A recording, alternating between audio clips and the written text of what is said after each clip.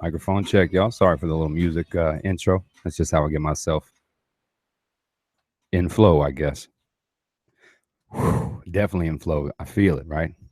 Got excited watching that Stephen Kotler thing today. Probably going to zap out in flow state for a little bit. We'll see how much Gracie girl over here bothers me or gets into, I don't know, my lap or something, barking and biting things. But this is the Cognitive Rampage, as you know. And, well, this is from the book series, part 3.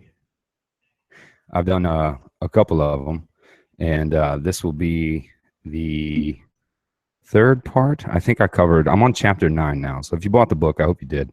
But if you bought the book, if not, that's why I'm doing these series. The reason I'm doing from the book series is for that. If you can't afford the book, you can't buy the book, etc., you can at least listen to these and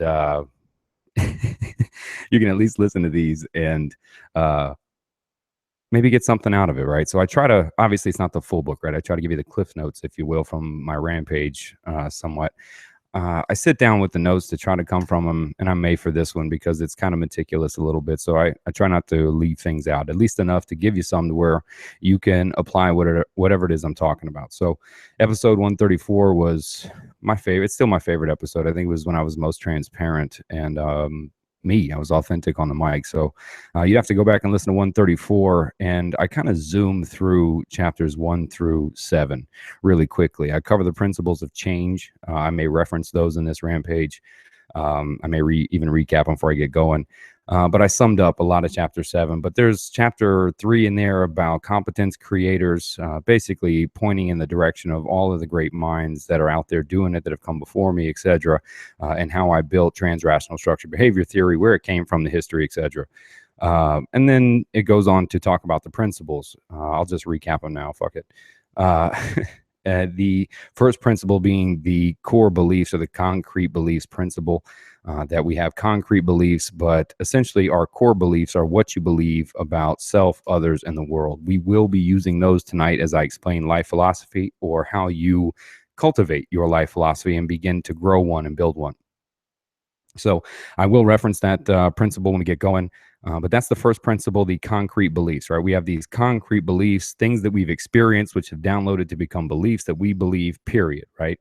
And I have to reference my roller coaster. You may know it by now, but it's what I reference when I talk about truth, or what we believe, right? So if you ride a roller coaster, you tell me it wasn't scary. I ride the same roller coaster, tell you it was. Who's telling the truth? Right. We've learned that truth has plasticity to the perception, to the person in the moment. And that experience is how we begin to concrete beliefs, right? So that's that first principle again, right? We have to be willing to question those. I cover those again pretty in depth on the part 2, which was RSA, chapter 8. It's an in-depth episode, or in-depth chapter. So I had to dedicate that whole episode 145, I think it is, to all of RSA. But we will be using RSA in the beginning, right, which is rational self-analysis. We'll get to that in a minute. But the second principle of change is the B to B principle, essentially stating and pulling from all kinds of cognitive psychology the idea that what you believe creates what you think, which we create, then manifests how we feel then predicts our behavior. So the B to B principle is beliefs to behavior. So understanding that you just don't have a feeling, right? We create those feelings through thoughts that we have. We have thoughts that spawn somewhere, that I go in pretty in depth in the other two from the book series, part 1 and part 2, about how those beliefs get there, what they are, what they mean, etc., and how beliefs differ from thoughts, that thoughts are created and stem from our beliefs, right? So that second principle changes the B to B principle. The third principle I will definitely be referencing tonight is the H equals C principle. Basically, humility equals competence. When we can be humble in what we believe, right? When we can be willing and humble enough to question our own beliefs, our own experiences, those concrete beliefs, and what we will be doing tonight, questioning those core beliefs, that's where you need to practice the humility, right? We don't become humble. It's a practice, right? One is not a humble person, right? Just saying that, again, is opposite what that means. So that's the 3 principles of change. The 4th principles of change we won't really talk about tonight. It won't be incorporated just as yet in the life philosophy chapter, but that's the CCE essentially competence equals confidence then equals enthusiasm, right? When we can apply that to things, people, places, activities, things that we do, but as well as to self. When we gain self competence or awareness, we can be confident in that and thus be enthusiastic in ourselves, and growing and learning from there, right? But those are the 4 principles of change. I tell you, I go way in depth in those on episode 134, part 1, basically part 1 and part 2 of the From the Book series. And I'm recapping that for you. That second chapter, those are the principles. I jumped all the way to RSA. Basically, principles of change are those first 3 chapters. And then there's the competence creators chapter, as well as the opening chapter, where I literally tell you my story and parts of it, really, about how all these kind of link to my theory, how it came to be. But anyway, I didn't share too much of that. I shared my personal story for sure on episode 134. It meant a lot to me, and it was deep and revealing and nerve-wracking. But yeah, listen to those and you can catch back up. So then I jumped essentially to chapter 8, which is rational self-analysis, the first of what I call tools of change. There are 3 tools total in the book of change, right? So we have our principles of change I just covered, and then the 3 tools of change. The first tool being rational self-analysis. This is the cognitive application. It talks about reframing, but it's about going deeper than that, right? We can reframe the thoughts to sound better, sure, but when you do deep belief extraction, when you have to go deeper inside of what the beliefs are and then ask yourself to be able to question those beliefs, we're literally asking ourselves and questioning our own experiences of the roller coaster. So that becomes much more difficult. Reframing is good. It works in the now, works in the positive for sure. But the idea is buried beneath those thoughts that we reframe may be an irrational, negative, concrete belief, right? Or negative core belief. So just to cover those beliefs again, you have what I call core beliefs. What you believe about self, others, in the world. Those 3 beliefs are basically the seeds to every belief after that, right? Then those beliefs from there spawn those thoughts, right? What we believe about nutrition, what we believe about our relationship, what we believe about our past, right? So all of those beliefs, if you will, and the ones we choose to concrete and the ones that are open, they're difficult to question because they come from what we've experienced. So reframing sounds good, right? You hear people talking about the reframing. That's good, right? But let me tell you to reframe a traumatic moment in your past and tell me how much that helps, right? It'll help maybe in the now. I'm positive. I lean to that. It's a necessary, right? But belief extraction goes deeper. And RSA, that entire episode, is about belief extraction and how to do that from a cognitive and a psychological approach, how to tap into that. So we will start out the life philosophy talking about RSA a little bit, right? Because you have to apply RSA, and there are 4 steps to recap when we apply RSA. The first idea truly is step 1 of RSA application, and to recap, is pause, ask yourself, what do I believe about whatever? What do I believe about the person, the moment, the thing, whatever's happening, right? Or intercomponents to change, which I cover later in the book, right? There are about 10 components of change that link from a biological level all the way to movement and new people, places, mentors, etc., right? So we pause and simply ask ourselves, right? What do I believe about boom? And then we write that down, right? I believe this about whatever that may be. The event, the moment, the component, etc., right? That's applying RSA. Step 3 is begin with RSA Q&As is what I call them. Basically, why do I believe? Answer that. Why do I believe that? Answer that. You have to go down deep, right? Repeat, repeat, repeat. And what you're looking for is when you annoy yourself, generally, you'll say that same repeated irrational, negative, concrete belief. If there is one, doesn't mean there is one. But you may say that thing like, oh man, I believe that because people always do that, right? And I talk about determinate words. Always is one of those determinate words. Always, never, all the time, would, should, couldn't. Everyone, try, can't, essentially future predictors of irrationality. I will never change, right? Well, we can't predict that, right? Or you always do that. That's 86,000 seconds in a day. Technically, they can't always do it, right? But those are words that awfulize it. So what we're looking for, if there is one, is to reveal that concrete belief. We want to know what it is. It could be negative, could be positive. That's subjective to the moment. But using RSAs, once we cultivate that sentence, right? We've applied RSA, the Q&As, we've got down and we revealed, well, I believe this about self, right? I believe this about others or the world. That one sentence. Now we have to reframe that sentence. We reframe that sentence. I go deeper into about how we reframe it, deeper into determinate words. That's RSA, the part 2 from the book. And that'll help you what we're doing, right? So you'll reframe all that for step 4. Step 5 essentially will relief sentence, right? This is your belief sentence. And with step 5, I tell you to add the word remember at the beginning as you're reframing and restructuring the sentence to where as if you're leaving advice for yourself. So it'd be remember to, right? Or remember blah, blah, blah about others, self, the world, the belief, the component, whatever. This becomes your belief statement. This belief statement for that last step 5 of RSA application is then to add that to your life philosophy. Okay. So as I walk you from that chapter, as I ended episode 145, what we had done was ask those questions about your core beliefs. I helped you apply RSA to what do you believe about the world, others, and self. I had you write that down, etc. We applied some reframing. I walked you through it, and we came up with what we believed at the time to be a rational statement that also shows optimism, right? This is that belief sentence. We added remember at the beginning. So remember about the belief. Well, if you cultivated that from the last episode and you did that work and you really dove into yourself, applied RSA to really find out what you believe, because really a lot of people don't really know what they believe about self, others, in the world. And many people give you a monologue, right? Or some quote or some shit from somebody else. But what do you truly believe in one sentence, maybe two? See, the longer that philosophy or that sentence, belief sentence becomes, the more room we have to fuck with it, right? When life fucks with us.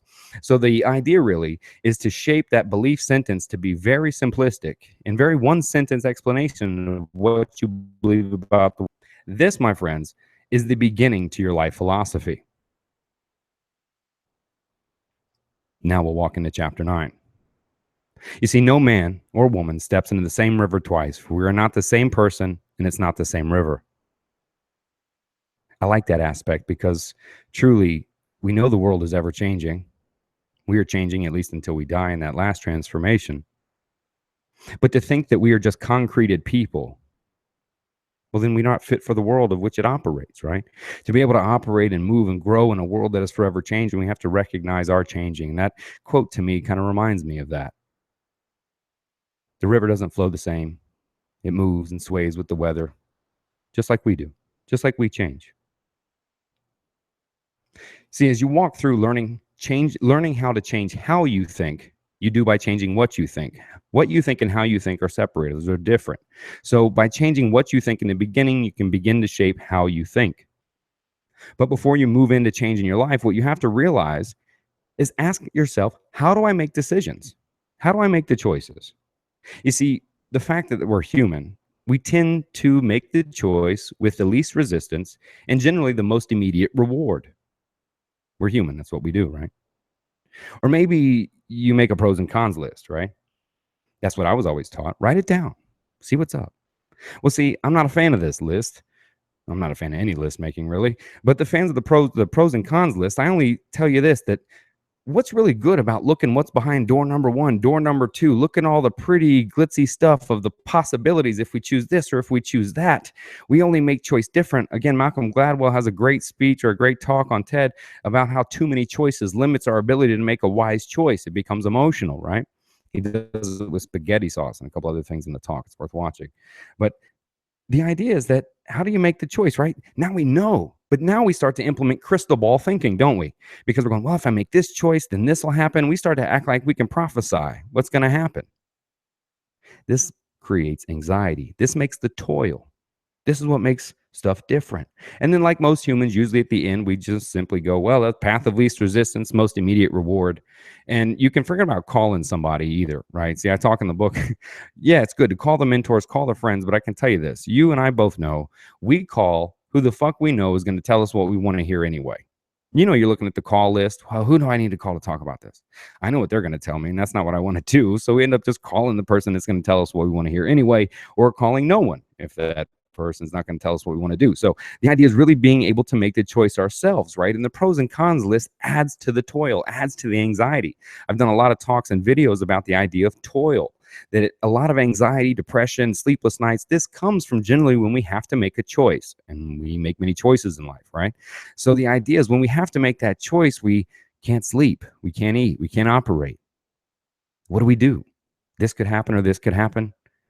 You see, if you're making the choice for the moment, then more than likely you will decide against your truth. It was that time you did the one thing and that thing happened and you went, shit, I knew I shouldn't have done that. Well, see, you knew it when your truth told you, but you decided based on emotion, right? So the idea is, how do we make decisions with more of our wisdom? Because you got a shitload of wisdom, don't you? You fucking earned it. Who do the friends call, right? When they need advice, they call you. So we have the wisdom, but all this emotion gets in the way. So when you make the pros and cons list, holy shit, look at all the potential emotional rewards that I could receive if this just, and then it'll be, right? This adds to the choice making. So again, how do you make choices in life? Follow your heart, many people say, right? What does that mean? I don't know if it's my head thinking or my heart driving it. And the problem is many times when we make the choice, we don't even know if the choice we made is good or bad, right? How many times have you made the bad choice, learned the best lesson in life from it, and many years later, you're like, shit, it was a terrible mistake, but it was the best thing that ever happened to me. And that good choice you thought you made when you're going, man, I'm doing it right. I finally made the right choice. And a year or two later, you're like, shit, fuck that up, right? So how do we know the good and the bad later, right? I'll talk about how, well, most of those choices are good because we can learn, but we don't know, right? We don't want the path of least resistance. So is there a way, like I wrote in the opening of this, right? If I could show you a way to make choices in life easy, would you be interested? Of course you would. And I write in the book, well, maybe easy is not the right term because you still have to choose. At least show you a way to where you know the truth, your experience of the roller coaster, what identifies with your life philosophy. Because when we can learn to make choices from a rational place, from our philosophy based on our truth and not emotion, we can limit anxiety, depression, toil, not to mention the biological effects that are happening to you, right? When you're stressed and trying to think, your epinephrine, cortisol levels are raised, your body's freaking the fuck out, fight, flight, freeze, right? You don't know what to do. You can't make everyday choices, so you just order the food anyway, right? We can't think, just clouded with the emotion, right? So the idea is, how do we cultivate or develop a way that we can cut through the emotions of the moment, of the choice, of the outcomes, and really make a choice from our philosophy, from our truth? Because when we can do that, we can avoid guilt, regret, and shame. More than likely, I know when I feel it, but you too, when you've made a choice and it's been emotional, that one where you, I knew it.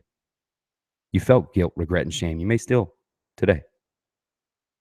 So it's about cutting through that. I mean, I told you earlier, you're the guy that, or the girl that everyone calls for advice, right? You can help your friends. Shit, you know who they're calling. I'm the one helping. But why is that?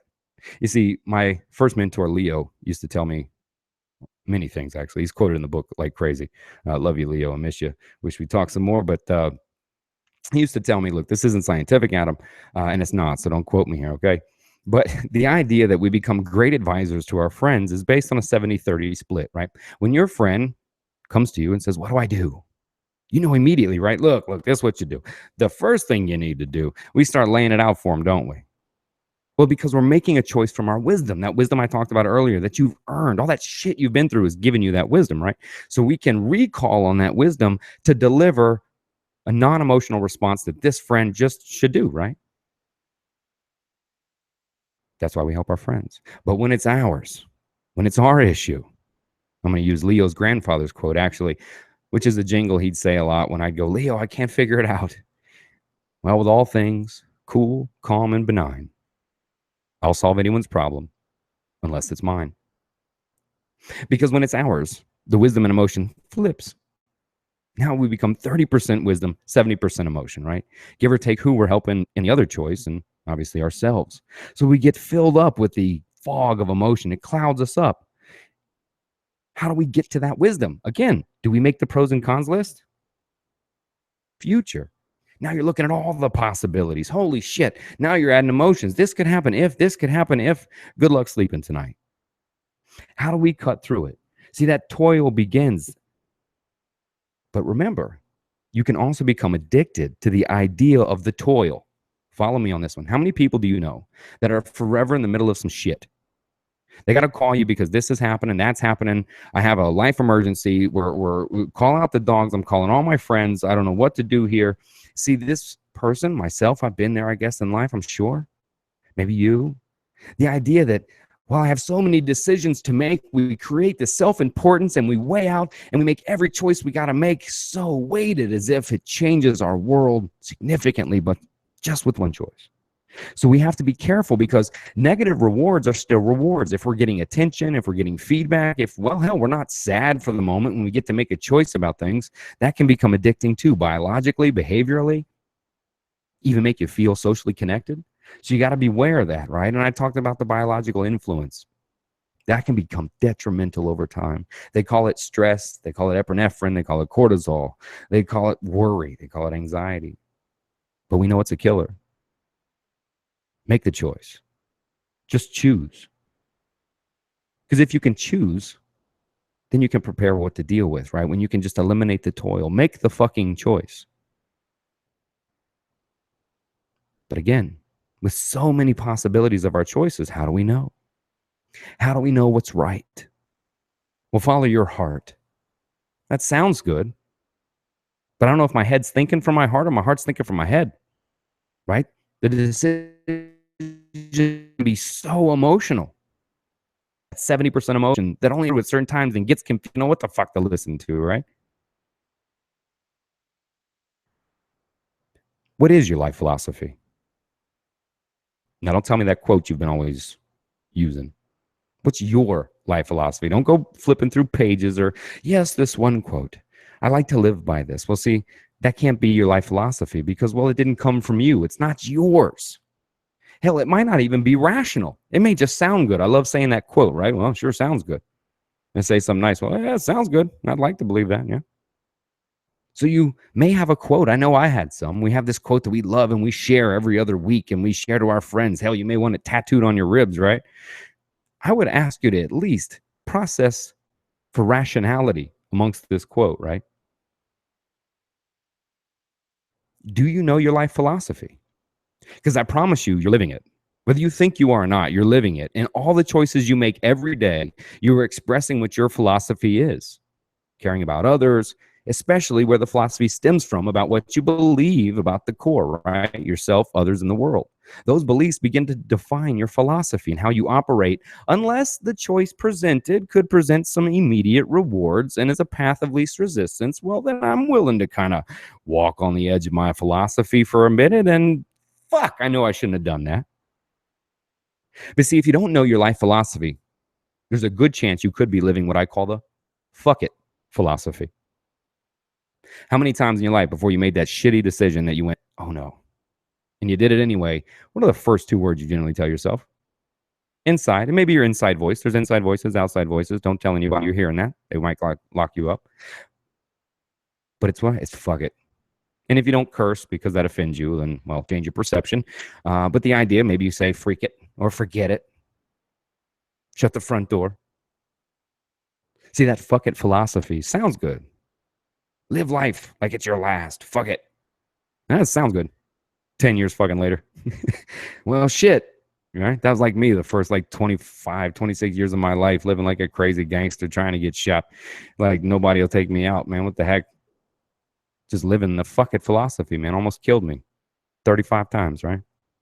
So if you don't know your philosophy, then how do you even know how you're making decisions? See how people can get lost in the emotional choices that are presented in front of us, choose on those emotions, not on their wisdom, go against what they believe, their truth, their experience of life, and then feel guilt, regret, and shame as life continues, as they have to make more and more choices that impacts your life on every level, biological, social, mental, behavioral. As you make all of these choices on your life, are you doing emotionally? Are you looking behind door number 1 through 8 going, oh my God, I don't know what to choose? Then we choose in the moment because we're fucking human and we make the emotional choice, and perhaps we've just been saying, fuck it. That's how I live, right? That's who I am. You know how the fuck I feel about saying who I am, right? You see, your philosophy changes. If you do have a philosophy, maybe you do, right? Maybe you have a thing that you live by. Is it umbrella? Does it cover every choice in life, if you will, every decision, situation? Can you reference that philosophy for everything? I don't know. Maybe not. Is it rational? You see, we're not the same person that we were 10 years ago, let alone 10 minutes ago. If we are evolving and changing, then the idea our experiences, right, is where we concrete beliefs, is where we change beliefs, right? I used to be scared of the roller coaster. I rode it. Holy shit. I can make it. I'm fine. My beliefs change, right? In those moments, we can change. Isn't that crazy? The moment that we have a different moment No process, but in a moment, we can just change. So if we're not the same person from 10 minutes ago that we were even 10 years ago, or whenever that you'll be in 10 minutes from now, how can we keep the same philosophy and keep managing and making the choices thinking that we'll build some authentic self and some life where we'll find that enthusiastic state that we're looking for? You see, write your philosophy down, I like to say. And through the book, that's what I help you do. It's not me telling you, here's the one twos on how to live life and what you're supposed to do. Here's a framework built in multiple levels of psychology, science, biology, behavior, research that I'm learning, and then answer them from your beliefs, because generally the controller of what we do, what we think, what we say, where we go, what we buy, the things we do, the people around us, the people we pursue, this is based on what you believe. So if we can structure a framework for you to then apply your beliefs, excavate those beliefs, filter those beliefs to a rational state, applying psychology and a method, create new beliefs at a base, and build philosophies that we make decisions now in life from our beliefs, our truths, our philosophy. Well, it's about living without regret, right? Without shame, feeling that we were honorable. If your choice depends on the moment, well, then you're open to violating your truth. Right? That's what people say, right? How do you make choices? Your response may have been, well, it depends on the moment. Does it? It sounds like a card shark to me. It depends on the moment. What you're really saying is depends on how much work I got to put in and how much reward I receive. See, that's what we're saying. I'm willing to question my own philosophies and walk the line of my own personal truths if the reward you present to me is worth doing that. And sure, I may say, fuck later, but hey, we'll have the thing, all right? I'll be able to say I did it. So you have to be careful if you're saying, well, it depends on the moment, because when we can make choices from our philosophy, then we can build character. Character is a choice. Talent is a gift, as my mom used to quote a lot. So again, how do we filter through the long nights of toil, reduce guilt, regret, shame, not think about it? Lord knows, not write a pros and cons list. Well, we're going to build your life philosophy here. We're going to talk about it. We're going to get you started. See, in the other episode, remember, I got you started with what do you believe about the world, others, and self? We applied those steps of RSA. You revealed the belief sentence. You have remember this about self, remember this about the world, remember this about others. That's the beginning to your philosophy. Think of how many choices, if you'd have just known that philosophy in your past, you may have made a different choice. See, it's not about the pros and cons list, right? Again, when we can cultivate a philosophy and write it down, have it in front of us, right? Being able to reference that. Then what I'm telling you to do is when you have it, when the choices are presented, you don't have to examine them. You simply look at what the choices are, consult your life philosophy, and I promise you the truth of your answer will be revealed. And if it's not, that's good, but I'll cover more later of why it's good if it doesn't answer it for you. That's why I asked you, is the philosophy you have currently umbrella-like? Does it cover every situation in life? And again, if it's a quote, it's not yours. So where we're going to start, right? We started with the core beliefs. Self, others, the world. We've written that sentence. But step 2 of cultivating your life philosophy. The first part, remember, we've built the first 3 sentences that you've applied RSA, you've examined to be rational, right? You've excavated that belief, you've challenged that belief, you've questioned it and left yourself advice about self, others, in the world. A sentence, maybe 2 tops. We don't want it loose to where we can manipulate and use a little tyranny of words to change our own philosophy to fit what we want to happen, right? See, part 2 is about those quotes that you keep using, your mentor's quotes. Pull up that quote. I want you to look at it after this episode or when you're writing this down. And I want you to really dissect what it means, what it's saying. Is it a vague philosophical quote left open to the interpretation of how you perceive it in the moment? Is that the beauty of it, that it's interchangeable? Well, see, it's hard to live with a philosophy that's interchangeable because now we're allowing emotion to leak into our choice, because then we can manipulate the words of, well, a quote that's not even ours to fit whatever choice we're going to make. So fuck it, right? So take those quotes, even the one granddaddy passed down to you, the one mama's always been saying, right? I got a ton of those. You got those 3 sentences, but now I want you to write down all those quotes. See, in this part of the philosophy, you can include as many quotes as you want. There's no limit. There's a limit to those first three, a sentence or two tops. But here it's your mentors, right? Those sayings, those quotes you like. Write them all down. Write down 30 of them, 50 of them, five of them, one of them. Apply RSA to those. Again, reference back in the other book or even the beginning of this, so what the steps are. Apply RSA to those. Break them down. Are they rational? Do they mean anything? Are they instructive? Are they directive? Are they optimistic? Are they negative? Pessimistic? As you start to write that out and apply RSA, then don't be afraid. Reframe it. Reframe the quote. Take the quote, cut it up, chop it up, add some words to it, remove all the determinant words out of it, reframe that thing, and guess what you just made is your quote. See, now what I call it's belief assimilation. When a quote, a thought, a philosophy stems from what you believe, we assimilate that quicker into our lives, into our thought process, into how we think, not just what we think, and we assimilate that quickly into our lives through our behavior. So when it's your quote, then maybe you want to tattoo it on your ribs. But I definitely suggest applying RSA to any tattooed quote you apply to your body. Just so you know you're not walking around with an irrational tattoo, huh?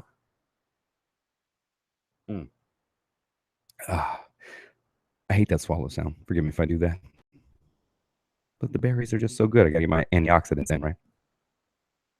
Step 3 of building your life philosophy is completing your LP foundation, right? I call it your life philosophy foundation because it's just the foundation. It's going to grow, right? You're going to learn more things. You're going to add things. But in step 3, as you visit later in the book, you're going to apply it to those 10 components of change: nutrition, movement, people, places, things, lifestyle, environments, etc. Right? I'll end up doing it from the parts from the book series on those. But step 3 would be completing that foundation, which you'll do throughout the book. And step 4 to keep continuing is to test, revise, and grow your LP. How do we do that, right? How do we test, grow, and revise our LP? It's so difficult. No, really. Next time you have to make a choice, use your life philosophy. It's rough. Now, if your life philosophy doesn't cover the moment, well, that's good, right? I told you I'd tell you why it's good if you don't have a response to an LP later, is because now you can consult mentors, you can ask questions, right? Or you can just make the choice, get your outcome. Then, based on your experience, now you can concrete a belief, reframe that belief, apply it to your life philosophy. Now you have your own wisdom reminding you of what to do in that scenario should that arise again in life. See, it becomes fun. At the end of the book, you end up with like 15 sentences. Remember this, remember this, remember this. And you're literally looking at, shit, that's my philosophy. Test, test, test, revise. And as you're learning those beliefs, getting those experiences, changing the philosophy, align them with those core beliefs. Keep referencing those first 3. What do I believe about others, the world, and self? Is it rational, positive, subjectively, but rational? If you've been writing it to date, if you've been writing your 3 core beliefs, and maybe you wrote down some of your quotes later, when you're done, stop for a minute and seriously just recite it. Recite your philosophy, what you have today. Just read that out loud. Sound like good advice? It's yours. That's that wisdom, right? That's how we pull from that wisdom. We get competent through experiences. When we can create new experiences by making choices from a different place, we can then concrete new beliefs for those experiences. The same way the current concrete beliefs got there. Why not replace them the same way they got there, right? We've earned those beliefs about world, others, self, nutrition, movement, people, places, things, lifestyle, all of that we've learned from our experiences. We've concreted beliefs which have tapped down to shape the narrative we love to tell about the world, others, and self. But with new experiences, we can change it. We can add to our life philosophy. Use it to make big choices, small choices. It doesn't matter. Should I eat that sandwich or should I eat that candy bar? What's my life philosophy say about nutrition? Remember, food is fuel. That's my own secret to the book, by the way. My philosophy actually at the time is hidden in those pages. Any sentence that you can find in there that begins with the word remember, I'm basically putting my own philosophy in there, right? Just like yours would be. So use it to make small choices, big choices. Reference the philosophy, because the idea is that first little voice usually that goes off, you know what to do. A or B, do A. But, it's so shiny. It could be so fun. That's when the emotions, right? They start creeping in on you. You're forgetting what you actually believe. But you have to also be aware that our philosophy will change over time, right? It morphs, it moves. It's not this set in stone. It is not in stone. It is not the 10 commandments. Because remember your philosophy at 15, at 25, at 35, at 55. It changes based on what we've experienced. Our ride of the roller coaster, we've allowed to manipulate or move or morph our philosophy to be something new, right? So the philosophy becomes fun. We can reference that, we can look back at it. But I urge you, the life philosophy is not to be altered, edited, or revised in the middle of a heated moment.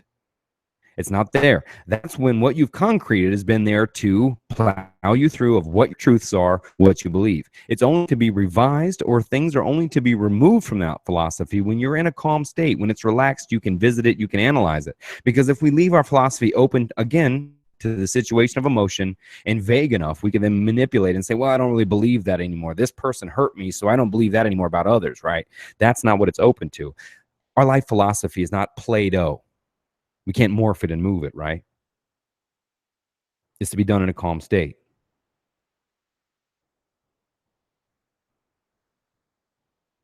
But it changes, it grows like we do, right? You may be living that fucking philosophy, and I'm not changing that for shit. And day to day, every time you pull into traffic, it reminds you why you like fucking fuck them. But see, that's allowing those experiences to filter through your perception of possibly a negative core belief about others, maybe even the world. I reference it a lot. If everything you think stems from what you believe about others, the world, and self, and one or two or three of those are negative, what thoughts may automatically seem to appear in your mind when you're driving to work on Monday or home at 5 o'clock? Where are those thoughts coming from, right? They're coming from those inner beliefs, those personal beliefs. But when we make that choice, we can't leave it to be vulnerable to the emotions that come in our lives. We have to be able to decide from our truth in that moment and not be open to it, right? We can't be weighing the deal out. And again, the philosophy is changing. So when you face new choices, again, the answer may not be there, right? You may say, man, I consulted my philosophy. It didn't reveal itself. I don't know what to do. I don't know. Well, see, that's the problem opportunity that life brings us, right? Make the choice. Do not toil. Make the choice. When you make the choice, then you'll know.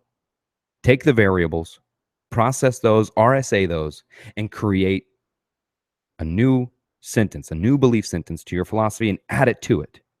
You've gained competence, you've gained experience, you've made those choices, you talk to those people, you've been through that. Now let me add that to my philosophy. So if that presents itself again, or when your friends call because they need you, you can just reference that philosophy. You know, I used to tell people when I was treating, doing private or even in the clinics, I'd tell people, look, you can do this with a friend. It gets really fun, actually, right? A friend that maybe you're dealing with it, right? A shout out there to, we'll just call you little A, and you and your brother and what you're dealing with. You can try this, right? Help them develop this philosophy and write this out, right? Go through the whole thing so they have all this remembered to. And then I want you to have it written down in front of you. And when this friend calls you for advice, I don't know what to do, man. All you do is simply recite their philosophy to them and hang up the phone. They're going to call you back, text you. No, seriously, man, I really need to talk. Hell, text them the philosophy. But if they call back again, recite the philosophy again. When you're done, hang up. Don't say anything else. Do that over time. Next time your friend starts to call you and he has to make a choice, or she can't make a choice and they don't know what to do and they start to call you, well, they're going to read their own philosophy. And that's what you want them to do anyway, right? Is choose from their truth, not just give them your wisdom and tell them what to do. Your experiences contain life nutrients of knowledge, but you must extract them. And when you can extract them, you can gain competence, self-competence. That leads to the self-confidence. But I get it, right? I've been there. What are we going to do in that heated situation, right? It's heated up. It's getting crazy. The emotions have taken over. My biological responses is there. Somebody's getting fucked up, or I'm getting the hell out of here, right? Or I can't move. It's that intense situation. You know what I'm going to do? I'm going to pull out my philosophy out of my back pocket, right? I'm going to read it. Nah, I got you. Nah, I got you. I know we can't reference that. But I write in the book. Leo gave me some more advice. But there's two things that when you're in that, moment. When you can't really seem to recall your life philosophy, when the 70% emotion is taken over to 98% emotion, and you're lost in the fucking woods, and you're about to make an emotional choice, you don't know what to do, you can't do the philosophy, what do you do? I want you to pause and ask yourself for a minute, is this a top 5? If I was dying in 5 days, is this a top 5? Would I be this concerned? Would I be this worked up, this much trapped in toil? Would I allow it to consume me? Would I allow it to flow through me, as Leo would say? Is this choice so imperative that with 5 days left to live, would it be a top 5 in my life? And if it's not, why am I treating it as such?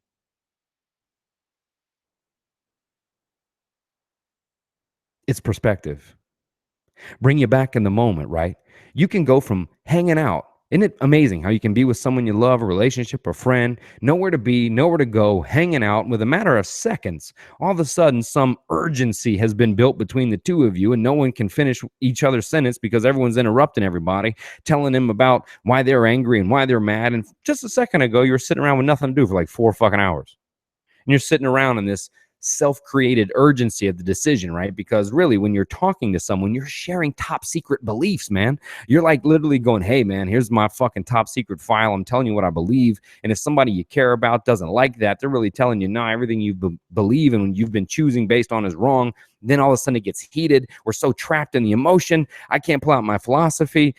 Is this a top 5? Why the heck am I so worked up? If I was dying in 5 days, would this be a top 5? I left you on the last podcast with the second tip when you're in that emotional state. In the book, I do remember you got to be willing to get a little crazy. I say to get a little sane, but then I got took shit for the word crazy. So you got to be willing to get a little wild to make a change. I reference how many of us live next to that neighbor we can't stand that's bitching at us, yelling at us for some reason. God knows why. And imagine you're walking home, you're almost back to your house or something from some walk, and there the neighbor is out front, and they're starting to talk and jabber and yell at you from a distance. You ain't even there yet. You can't even hear them. Typically, you're already on the borderline. This dude's about to go down. You can't take it anymore, right? Let me pull out my philosophy, right? That's not going to happen, right? You're not going to do that. You're not going to phone a friend at the moment, right? So in the book, I talk about what if you're walking there and he's chatting, and all of a sudden you just decide to sprint 100 freaking yards. 200 yards. Just sprint it. Well, guess who's far away from the issue, catching their breath on the walk back? And if he's still there doing it, sprint again. He may think you're crazy. You know what? He may start sprinting with you. Maybe end up becoming friends. See, you can change your thoughts to change your feelings, but another way to attack those feelings that you don't want is by changing your behavior. You can just do a behavior and then affect those different feelings. But again, I will reference you did have to think about sprinting down the street first. But you got to be willing, right, to get a little wild, right? So remember the top 5. You have your philosophy being built. And to expand it, right, is you can add it for anything. Should I eat this? Should I eat this? Should I go here? Do I hang out with them? I don't know what to choose. Just take those 2 choices. Think about it. Make the choice. Get the competence. Add it to your philosophy. Now you'll be prepared. Maybe somewhere in the depths as you look at your core beliefs and it reminds you about what you believe about self, others, in the world, it will be enough to help you to make that choice. But remember, the toil is where you find the torture. In the toil is the torture. Make the choice and get the knowledge. Learn and grow from there. Process the top 5 to bring down that redlining urgency. It's self-created. It's not fucking real anyway. You don't have anywhere to be. A lion's not chasing anymore, so chill the fuck out. Is it a top 5? And the second tip that I was getting to, as I referenced you with the last podcast, is if the philosophy doesn't work, if the top 5 doesn't even work for you, because maybe it does feel like the end of the world for you, and you can't decide what choice to make. Well, I want you to think about the person that you love most unconditionally, the person that you would lay your life down for unquestionably, came to you with this decision and said, I have A, I have B, what do I do? Whatever you would tell them, your very immediate response to them of what to do, that is the closest to your truth in the moment that you will ever get. And if you choose to ignore the own advice you would give that person you love most, that's your own emotional fucking fault. Choose that immediately. Whatever you would respond to them and tell that person you love most unconditionally. Your children is what I use in the book because you're going to know what to do, right? Your kid asks you, you're not going to act like it, right? I don't know. Although I'd advise you to. I'd advise you to tell them when you don't know. Explore it with them. Let them know you're human. But that first response, that's how I told you. I'd tell you how to make every decision in life easy. With your philosophy, it cuts through the emotion. It brings your wisdom to the forefront. The top 5, and do what you would advise, both Leo advice, I now pass on to you to apply in those moments to change. And I'm going to leave you with this last thought, as I like to leave my podcast with something questionable. You see, a lot of people talk about change and they call it a process. Well, I'm in the process, they say. Change is a process. Sure, I get you in some ways. But I want you to think for a minute. Let's fast forward through this subjective process that you've brought up. What happens at the end of that process when you change, quotation marks? What really changes? See, what you've done is gather enough experience, aka evidence, to be okay with changing your belief. That's it. And the day change happens, when the process has occurred, this really all that happens is you've said, okay, I've gathered enough evidence to be willing to change my belief about this, even though I know there's no truth to begin with other than my perception. But now that I've endured the process, to which someone tells me I must experience, when there is no must or supposed to's in life, there is no guaranteed process. But if we believe there is, and we notice that all we're doing is gathering enough evidence, then maybe we'll change our mind about the belief. And then change occurs when we say, oh, new belief, now I've changed. Then if that is true, then I ask you to question the process. Respect it, but question it. And say, wait a minute, if I can question my core beliefs, my beliefs about my experiences, my past, who I am, my core beliefs, if I'm humble enough to at least question those and know that my perception is only what I create, so it fits my narrative for the length of my life, so I can keep telling the same story over and over. If that's true, and if other people we know have a right to that perception of the roller coaster, and we know that, and we know we want our right of our perception of the roller coaster to be heard, if we know that that plasticity exists within the perceptions, then how dare us not be able to apply that same superpower to our life, our experiences, and damn sure our life philosophy, and whatever the process means, and when the moment of change occurs. I say change can happen like that. The moment that we can be aware of the beliefs, dive into them, being willing to question them, change them, then create new ones and shape new beliefs. When we can begin to question self and be open to the idea that our superpower is a truth changer when we want it to be, that the process is only as long as we believe it to be, until we've presented enough evidence to change our own beliefs. But you can change those beliefs now. You can change how you make decisions right now. You can cultivate your life philosophy. Don't toil. Make the choice, gain the competence, add to the experience, build your philosophy. Your change can happen in a moment, right now. Hope you're taking care of you.